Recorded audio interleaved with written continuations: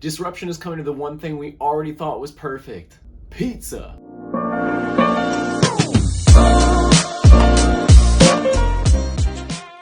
Welcome in, everybody. Today we are going to be talking about Piestro, a artisanal pizza vending machine. They are currently raising funds on Start Engine at a $12 million valuation. Piestro was founded and is led by Massimo Noja De Marco, who has 25 plus years in the hospitality industry. His last experience was co-founding Kitchen United, a successful cloud kitchen. I don't need to waste my time telling you about how big the pizza market is. It's pizza.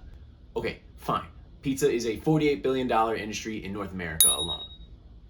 Happy? Let's talk about how Piestro aims to take a slice of this huge industry.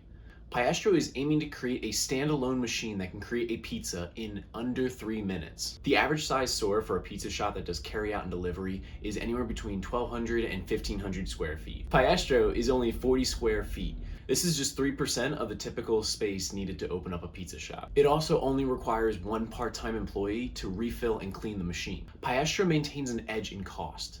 Normal pizza shops operate at around a 22% profit margin, whereas Piestro can operate at a 48% profit margin due to their reduced labor and location footprint. And because no one is actually required to be there to make the pizzas, Piestro can operate 24/7 to generate more sales volume than typical pizza stores. Now, Piestro is still developing its product, but it has plans to launch later this year in Los Angeles. Time is of the essence as multiple competitors already have a product in market. Piestro is looking to differentiate itself in 2 ways. First, it wants to be the premium provider of artisanal pizza. Most other competitors simply heat up frozen pizza.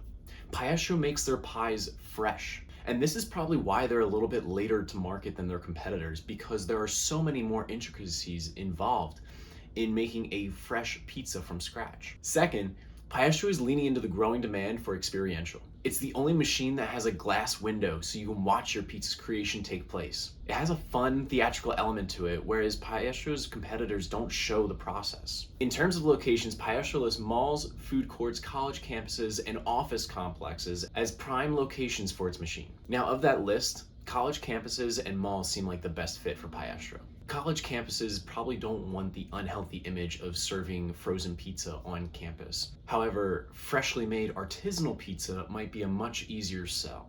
It at least sounds healthier. And then malls are obviously trying to combat online sales with experiential opportunities. Piestro's viewable process would align with that strategy. Let's run through the economics of one machine. Piestro has been tight-lipped about pricing, but based on their competitors, I think we can assume $10 to $12 per pie. We'll stay conservative in our estimates and say they sell at $10 a pie and sell 60 pies a day. Add in the 48% profit margin, and that translates to a $105,120 profit per machine per year. Piestro estimates that each machine will end up costing around $50,000, so it's not bad that it's paying for itself within 6 months of operation. And if each machine is producing $105,000 in yearly profit, it would only take 50 machines to reach $5.2 million in yearly profit. Granted, there's payroll, marketing, and other expenses that go into a business, but even just a few $1,000,000 a year would definitely justify a $12 million valuation. This also helps soothe my fears over competition in the space. Piestro doesn't need to have a machine on every single block in order to be successful. It can carve out a really successful business by just having a handful of locations that operate really well. So if you can put competition fears aside, there really remains just 2 major risks to investing in Piestro. If you can stomach these risks, then you should be able to invest in Piestro. The first risk is that they won't be able to bring a product to market. There are so many intricacies to making a fresh pizza that they are working through, and it's possible that they may never get it right. The second and biggest question of them all is, does the pizza taste good? You can have the greatest machine out there. It could be spitting out 1,000 pizzas per minute, but if the pizza doesn't taste good, it's not going to work. The ideal scenario is that you buy into an easy to expand model that far exceeds its valuation. The non-ideal scenario is the pizza sucks. For me, I would need to taste the actual pizza before giving my official stamp of approval.